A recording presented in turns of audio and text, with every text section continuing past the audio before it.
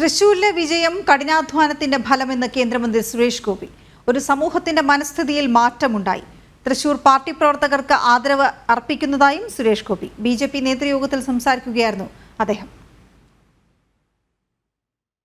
കേരളം മുഴുവനും കേരളത്തെ സംബന്ധിച്ച് ഒരുപക്ഷെ ഒരു അങ്കലാപ്പോ അല്ലെങ്കിൽ വ്യാകുലതയോ എന്ന നിലയ്ക്ക് വർഷങ്ങളായി വലിയ അധ്വാനവും ശ്രമവുമൊക്കെ കേന്ദ്ര നേതാക്കളും കേന്ദ്ര പാർട്ടിയും ഒക്കെ നടത്തിയിട്ടും ആ ശ്രമങ്ങൾക്കെല്ലാം കൂടി വലിയ അനുഗ്രഹമായിട്ട് ലഭിച്ച ഒരു മിന്നം വിജയം എന്ന് പറയുന്നത് വലിയ അധ്വാനത്തിൻ്റെ കഠിനാധ്വാനത്തിൻ്റെ ഫലം മാത്രമാണ്.